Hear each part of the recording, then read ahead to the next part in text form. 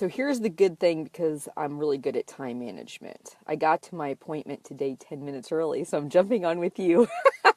All right, so what I want to talk to you today is about a tip that is going to help you save your sanity, help with your weight loss efforts, and deal with pushy family members over the holidays who maybe are very opinionated about different things.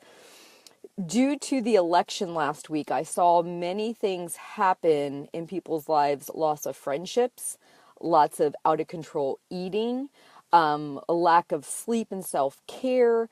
And a lot of this stemmed from one thing, which is not having solid boundaries around what it is you view as being private and what you feel should be public. And the reason I want to bring this up is because I've always said jokingly to people, I don't discuss politics, I don't discuss religion, and there's other things I don't discuss. It's none of your business what my opinion is on those topics. And what I have learned over the years is that more than likely, if someone is very strong in their opinions on something, you are not going to persuade them over Thanksgiving dinner to view things your way. It's only going to cause an argument. It's only going to cause a fight and a chance of a loss of a relationship. And you're just not going to feel good about it. And then what's going to happen is when you get home, you're probably going to binge or overeat. I've seen this happen all week long to many, many people. So how this looks in a practical way is you need to decide for yourself, like almost like a code, okay, what it is you are willing to discuss. Hey, Cindy, what it is you're willing to discuss and what you're not willing to discuss. And that is in relationship possibly to politics, religion, your weight, your body, your food choices. And trust me when I say diet approach can be right up there with religion and politics.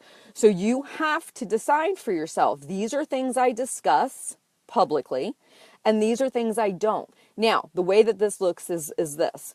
If you're in a room and somebody is discussing politics and they're discussing their viewpoints, you could just remove yourself from the situation, or you could say, I don't discuss politics out in public, so I'm going to excuse myself from this conversation. I'll come back and talk to you later.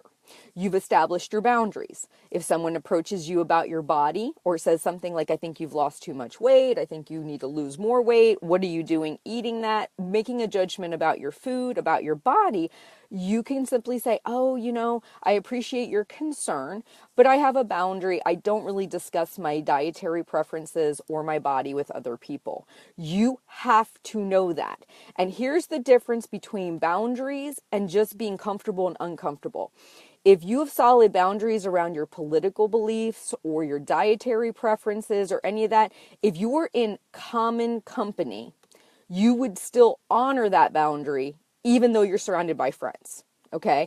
So everybody in this room is of the same political party, of the same religious beliefs, but I still personally don't discuss that with anybody. It's a boundary I have.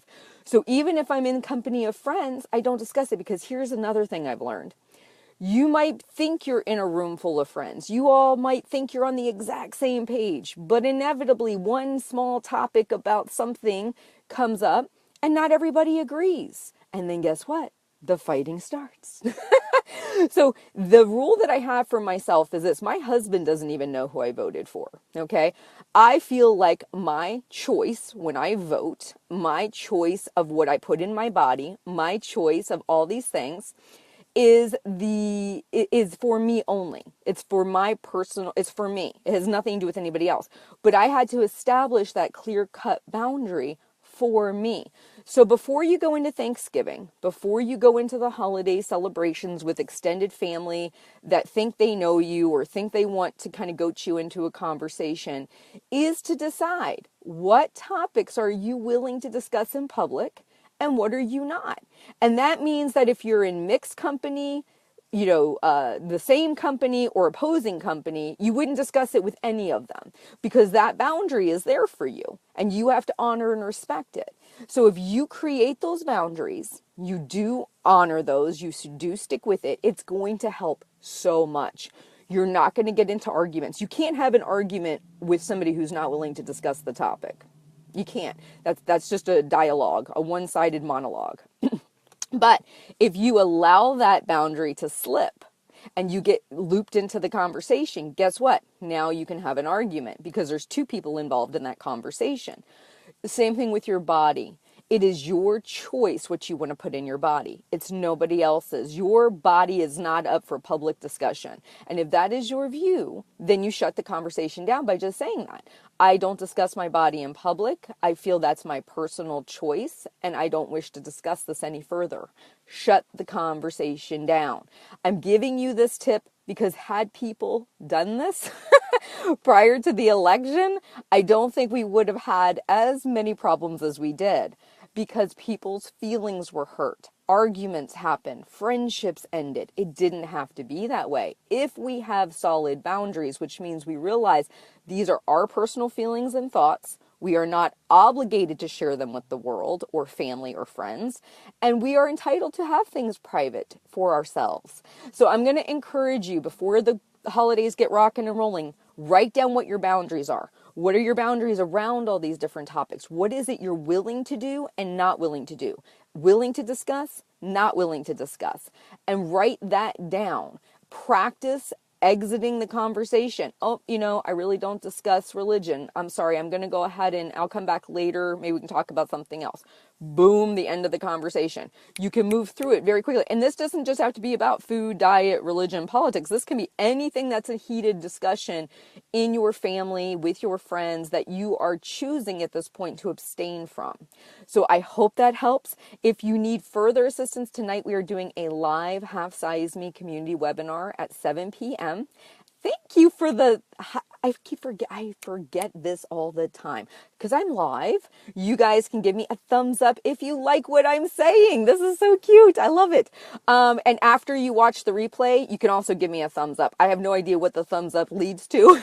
I don't know if this is like a game or whatever, but it's fun to see the little thumbs up. So I just want to mention that. So thank you. But I just want to encourage you, write them down. Write down your personal boundaries. Make sure you practice exiting out of those conversations. Make sure that you've rehearsed. And tonight, join us at halfsizeme.com/join. We are doing a live webinar, 7 p.m. Eastern Standard Time, on how to deal with families' opinions about your eating and your body during the holidays. You have a wonderful day. I got to get to my appointment. I'll talk to you soon.